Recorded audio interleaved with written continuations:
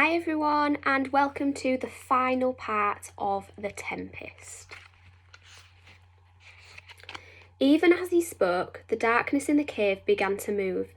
It poured out of the cave mouth, coiling like black mist, and the mist transformed itself into a pack of savage black dogs with red eyes and slavering fangs. Snapping and snarling, the dogs bounded towards the intruders. Trinculo and Stefano turned and ran, screaming into the jungle, with Caliban close behind. King Alonso and Antonio had been wandering through the jungle for hours, and now they were desperate with thirst and hunger. Their fine clothes, ripped by cruel thorns, hung around them in tatters, and sweat streamed down their faces. Alonso, certain that Ferdinand was dead, was stricken with grief, and at last he slumped onto the trunk of a fallen tree. "I can go no further," he groaned. "I will wait here for death to put an end to my misery." Antonio glanced around uneasily. The jungle was an eerie place, full of shadows and whispering voices. "Just a little further, my lord," he said. "I see a clearing not far ahead. Perhaps we will find a spring of fresh water there." The thought of water urged Alonso to his feet, and together the two men stumbled towards the edge of the clearing. Like a mirage, in the middle of the clearing stood a long table, piled with food and drink. Golden platters of carved meats, whole roasted fowl, baskets of bread, and golden jugs of wine. Alonso and Antonio hurried towards it, but before they could reach the feast, there was a dazzling flash of light, and Ariel appeared. He hovered over the table in the shape of a harpy, a monster with a human head and the body of a gigantic eagle. Alonso tried to snatch a jug of wine, but the harpy hissed and slashed at him with his bronze talons. "Foul spirit, why do you torment us?" Antonio sobbed. "For the betrayal of thy brother Prospero and niece Miranda," the harpy screeched. "Thou and King Alonso did set them in a boat and leave them to the mercy of the ocean. Prepare thee for thy punishment." Alonso and Antonio stared in amazement, wondering how the spirit had discovered their guilty secret. They expected the harpy to tear them into pieces, but instead it faded into a cloud of tiny lights that swirled like specks of dust floating in a beam of sunlight.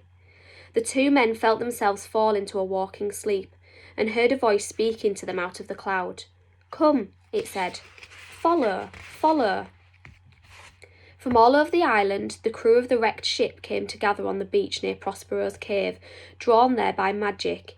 Even Trinculo and Stefano, who had aching heads and torn clothes from where the hounds had snapped at them. The sailors rejoiced to see friends they thought had perished, and gazed about in wonder. Had the storm only been a dream, or were they dreaming now? For there was their ship, undamaged, anchored close to the shore. The sailors laughed and scratched their heads, unable to believe their luck. Ariel brought Alonso and Antonio to the mouth of Prospero's cave, and broke their trance. Alonso gasped at Ferdinand, and Miranda stepped out of the darkness, hand in hand, and his eyes blurred with tears. What wonderful new world is this that had such people in it, he wondered. "The world that will be made when we return to Naples, and our children are joined in marriage," said a voice. Alonso and Antonio turned, and saw Prospero standing behind them.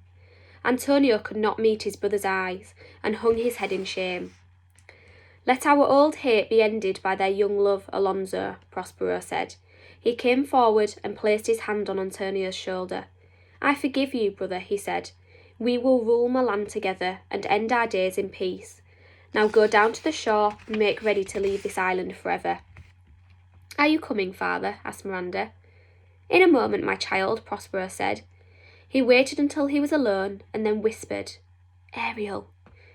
Ariel grew out of emptiness. Too excited to hold one shape, he turned into a hummingbird, then a butterfly, then a winged unicorn. "I have burned my books of magic and my wizard's staff," Prospero declared. "You are free to go, my Ariel, but I shall sadly miss you." "And I shall miss thee, dear master," said Ariel.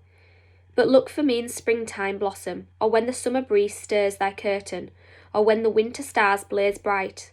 Until then, farewell." "Farewell, sweet spirit," said Prospero, and he turned away so that Ariel would not see the tears in his eyes.